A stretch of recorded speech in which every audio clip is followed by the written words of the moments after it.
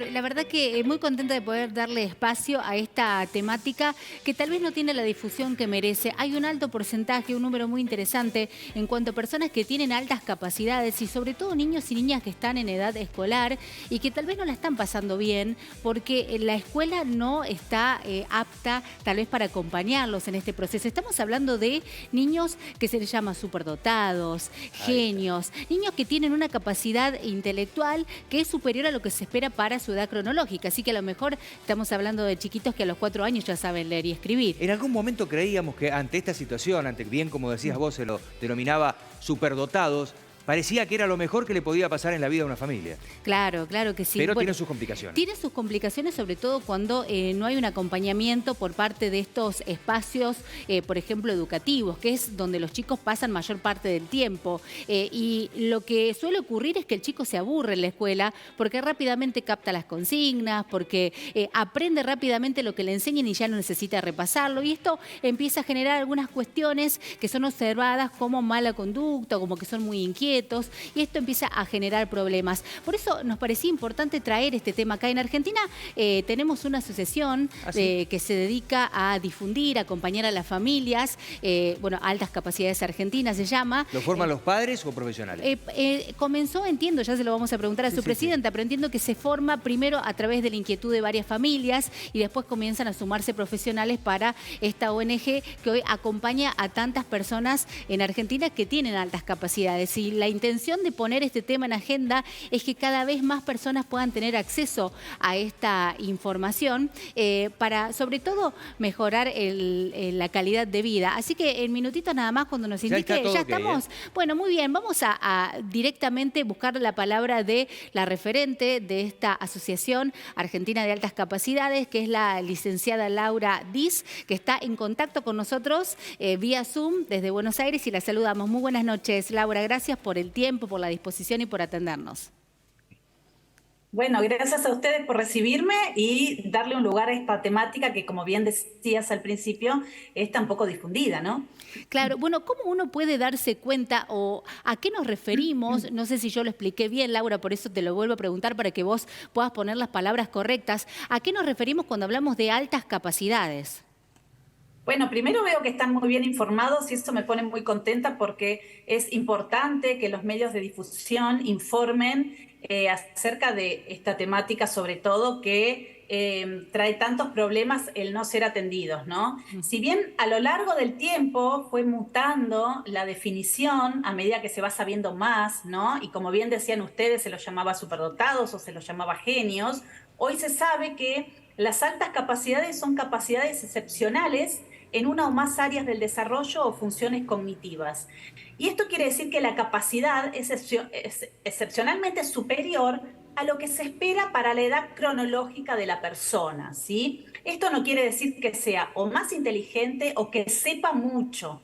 Una persona analfabeta también puede tener altas capacidades porque es un cerebro neurodiverso que tiene una mayor conexión entre las áreas cerebrales, una mayor velocidad, ¿sí?, de ir de un área a la otra. Es como una autopista, ¿no?, de velocidades muy avanzadas, ¿no? Y necesita un terreno fértil para poder desarrollarse. O sea, la capacidad es un potencial, no tiene por qué estar mostrándola todo el tiempo la persona, pero sí necesita ser acompañado para que esa capacidad se desarrolla. Es como si yo tengo un vaso de medio litro y le pongo 2 cucharadas. El vaso sigue teniendo la capacidad de medio litro, pero nadie lo está acompañando para poderse llenar, ¿no? Como Claro. para dar una idea de cómo funcionan estos cerebros que son distintos, A ver ¿no? si la interpreto bien, lo que usted está marcando, porque ahí entremezcló la inteligencia con lo cognitivo. De repente, alguien que tiene una capacidad de resolver las cosas de forma tan sencilla, puede ser que quizás a la hora de estudiar, en tener una formación académica, no necesariamente sea muy bueno para la misma y ser un superdotado. Sí, y la palabra inteligencia, fíjense que no la usamos desde la asociación. ¿Por qué? Porque se sigue como relacionando con el rendimiento académico, la matemática, ¿no? Y uno puede tener una alta capacidad kinestésica, como Messi, como Ginóbili, ¿no? Una alta capacidad en el arte, como puede ser Marta Minujín, como puede ser Charly García, Cerati, ¿no? Tenemos otras áreas, ¿no? Pero si alguien es bueno para la música o tiene una habilidad, lo mando a estudiar música, ¿no? Si es bueno con la pelota, lo mando al club. Pero ¿qué pasa con aquellos niños que tienen una gran memoria, que es una de las cosas que empiezan a ver los padres, ¿no? Suelen ver a niños muy pequeñitos que recuerdan los recorridos, a la casa de la abuela, a la escuela, si cambiamos de camino se dan cuenta enseguida, recuerdan cosas que pasaron hace 6 meses o un año cuando tienen 2 años, ¿no? Se acuerdan de algo que hicieron o de un cumpleaños que fueron o de un pelotero. O empiezan a mirar los números de las casas y por más que no sepan contar, empiezan a hacer una relación. ¿Qué quiere decir esto? Que el cerebro funciona distinto, relaciona lo que recibe de una manera diferente y no tiene que ver, como decía, con cuánto sabe. Entonces, una persona que tiene una alta capacidad puede fracasar en la escuela o en un trabajo o en la universidad, porque primeramente no se les enseña a estudiar, ¿sí? Son personas a las que nunca se las desafía. Entonces, es como que siempre hacen la plancha en la escuela, ¿no? Entonces me dan algo, lo hago fácil porque a mí no me cuesta, tengo todo sobresaliente. Esto no quiere decir que la persona no se lo merezca, pero si todo el tiempo tiene todo sobresaliente, ¿por qué no le doy un plus más a esa persona? Que no quiere decir darle algo más difícil, sino algo que le permita permanecer más en la tarea que sea, no tiene por qué ser de matemática, vuelvo a decir, ¿no? Que permanezca más en la tarea, que encuentre diferentes maneras de llegar a una conclusión, a un resultado, a una hipótesis, aunque sean niños muy pequeñitos, prueban para hacer hipótesis, ¿sí? Y que profundice en ese tema. No es darle más cuentas, sino que se quede más tiempo pensando. Laura, escuchando recién el relato que hacías de cuáles son las características que tienen estos niños, niñas, que a muy temprana edad empiezan a tener esa memoria que llama la atención de los papás. Digo, es como si el cerebro de ese niño fuera el cerebro de un adulto en el cuerpo de un niño. Y entiendo que esto tal vez puede traer algunas dificultades a la hora de socializar.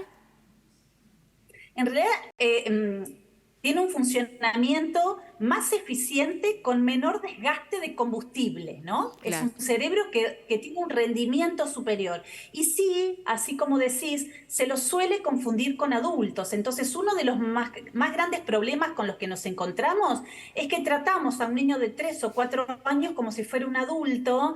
Los papás terminan diciendo que se lleva mejor con adultos que con niños, porque, bueno, por supuesto que a los niños les encanta ser entendidos y ser atendidos. Tenemos niños de 2 o 3 años que no hablan y tenemos niños con altas capacidades, con un enorme lenguaje, muy rico, muy amplio, que van a jardín, a sala de 2 y no tienen con quién hablar. Entonces hablan con la maestra. Entonces, tener alta capacidad no siempre es todo lo que la gente piensa de que es todo maravilloso. Son cerebros que funcionan distinto. A veces van más rápido, a veces no van tan rápido, no tienen que ver con la rapidez, pero se pueden saltear pasos, ¿sí? Por ejemplo, hacen una cuenta y directamente llegan al resultado sin pasar por el proceso. Los procesos es importante que uno pueda parar, pensar y actuar después, ¿no? A veces tienen como este rasgo impulsivo que no tiene nada que ver con agresividad o con pegarle a alguien o ser contestatario, sino con que no pueden frenar el impulso y directamente quieren llegar a un resultado o lograr, no quieren practicar el piano, sino que quieren tocar la canción, ¿no? Así que Entonces, perfecta la definición, Claro. perfecta la definición. Claro. ¿No? Va muy avanzado. Ahora, alguien que nos está mirando y está notando Sí. que su hijo, su nieto, el hijo de una pareja amiga, tiene estas condiciones y lo están notando. ¿Cuál es el camino? ¿Se comunican con ustedes? ¿Cómo lo hacen? Sí, se pueden comunicar a info@altascapacidades.org.ar y nosotros los orientamos para que puedan saber qué pasos hay que seguir. Nuestra ley de educación dice que tiene que detectarlo la escuela, no hay que ir por fuera de la escuela a buscar un profesional que evalúe. Lamentablemente hay muy poquitas escuelas que conocen de altas capacidades y que buscan capacitarse, entonces es difícil que la escuela detecte. Entonces sí, los papás no nos queda otra que ir por fuera a evaluar, pero la ley no dice que tenemos que contar con un diagnóstico o con un psicodiagnóstico para ser atendido en la escuela, ¿sí? Esto sí nos ayuda para poder conocer mejor a la persona, no para ponerle una etiqueta de alta capacidad, sino saber cómo aprende, cómo piensa y cómo siente. Claro, y cuando son niños poder acompañarlos en este desarrollo. Bueno, en las redes sociales tienen en Facebook, tienen Instagram, Laura, para que la gente también, además del mail que pasaste, se pueda contactar y seguir informándose. También los docentes que se pueden interesar por esto, Héctor. Sí, tenemos material gratuito para docentes, para familias y para psicólogos y psicopedagogos que lo mandamos vía mail. Y también colaboramos con el Ministerio de Educación en un cuadernillo de UNICEF que se puede descargar gratuitamente. Bueno, muy bien. Ha sido muy amable, Laura. Te agradecemos mucho por este tiempo y seguimos en contacto para seguir dándole espacio y lugar a esta temática que es tan interesante. Muy amable. Muchas gracias a ustedes. Buenas noches.